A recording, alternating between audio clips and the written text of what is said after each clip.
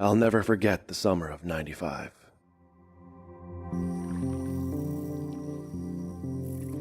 I was 13 that year.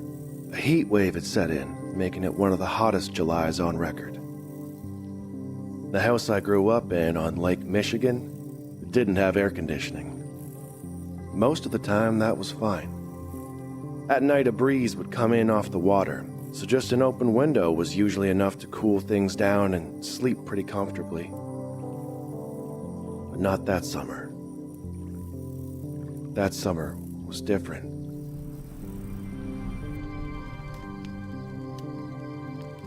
Some of my friends and I had taken to camping outside to try and escape the heat. Jordy Baker, Augie McLean, and me. I don't know if it really made all that much difference. I think maybe we just liked being together. That made it easier to get through. I can't remember the first day I met Jordy. We lived on the same street in our small town and we did everything together. He was my best friend. It felt like it had always been that way. Augie was a quiet kid back then, but you wouldn't know it when we were alone. So much so that his big mouth got us kicked out of my backyard. Dad had to be up at 5 for work, and he didn't exactly appreciate Augie's high-pitched laugh the same way Jordy and I did. There was a clearing in the pines behind Jordy's house where we used to hang out sometimes, so we decided to set up camp back there. An old, rusted-out Buick Century marked the spot. I always wondered whose car that used to be. Back before it became part of the woods, I mean. Thinking about it now, I'm not even really sure how it got out there through the trees in the first place. We'd cleaned out the broken glass and the cigarette butts left behind by the neighborhood teenagers, and we made a fire pit out of one of the wheel rims Jordy managed to pry off. The mosquitoes out there were ruthless at sundown, and dry, prickly needles covered the ground in a thick blanket under the trees. The only thing I hated more than that feeling under my feet when I wasn't wearing any shoes was the crunching sound they made whenever I was. It wasn't all that cozy of a spot, but at least it was private. A place far enough away from the rest of the world that we could stay up all night laughing and no one would care. Jordy had skimmed some beer from a case in the basement that his dad was working on.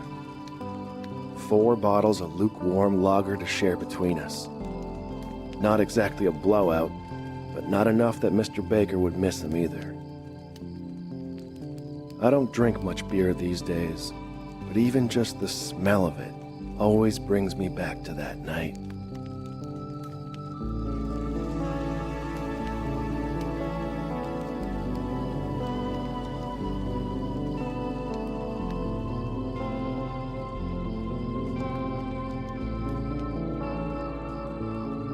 The hours slipped past as we stoked the fire, talking about nothing in particular. That half a sip of beer must have gone right to Augie's head as he called it a night pretty early on without even finishing 1 bottle. We didn't mind. More for us. At some point, Jordy brought up what happened to Pike Lister.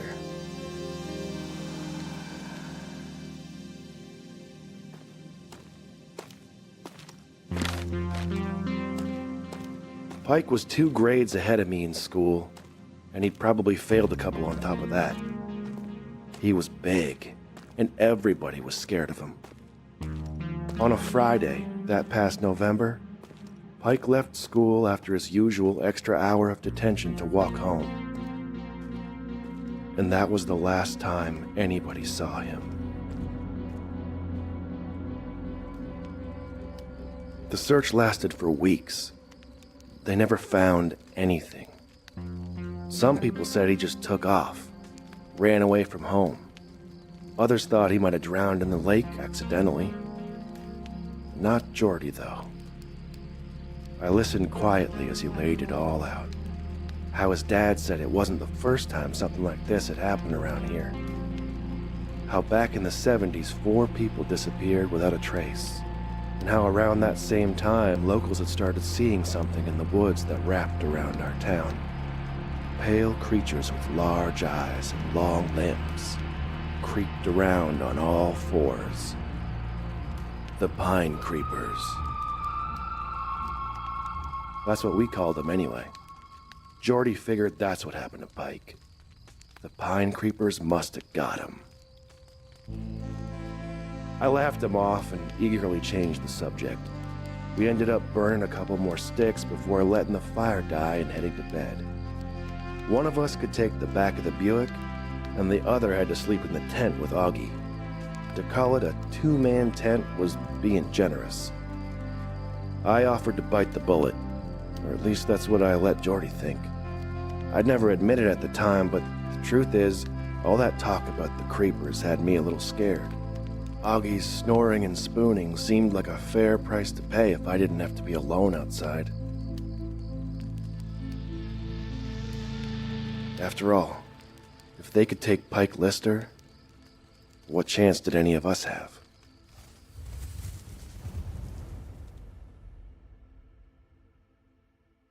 I'm not sure what time it was when I woke up.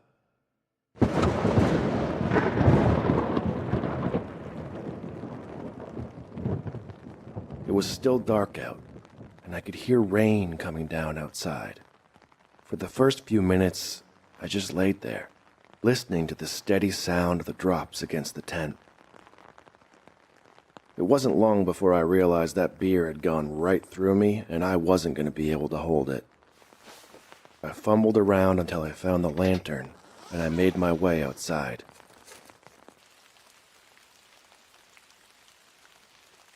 The night air had cooled down a bit with the rain, which felt nice. The whole sky was clouded over, blocking out any light from the moon or the stars. My eyes finally started adjusting to the dark. That was when I noticed it. Something catching the light just beyond the edge of the clearing. A dim, reflective shine that flickered as I moved the lantern. It took me a second to realize what I was looking at. Eyes watching me. It was hard to see much of what those eyes belonged to. I knew what they were. Pine creepers.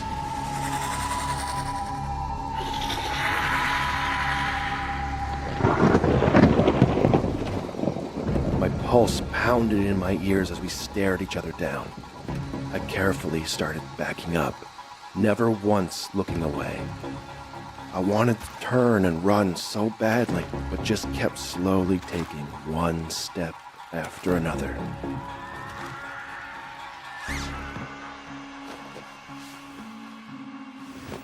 I got back into the tent as quickly as I could without making much noise.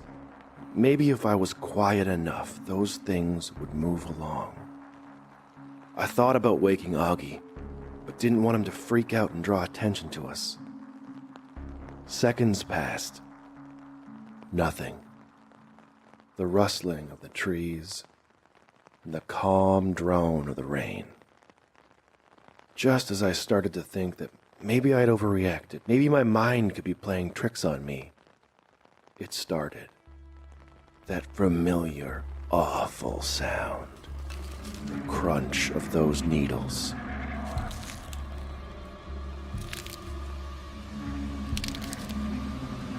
There was something moving around outside the tent.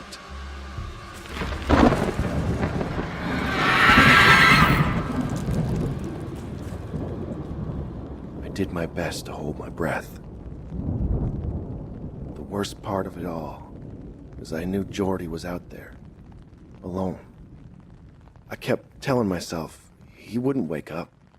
He was safer in the Buick. That I should stay still, stay quiet. I laid there, and I kept listening for what felt like forever. I was too scared to do anything else. I never woke up Augie. I never called out to Jordy. I never did anything.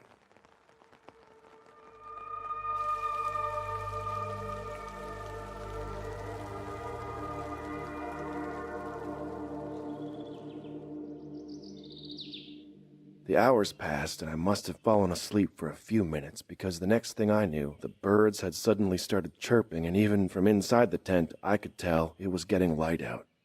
I gathered any bit of courage I had, threw the sleeping bag off, and gave Augie a shove.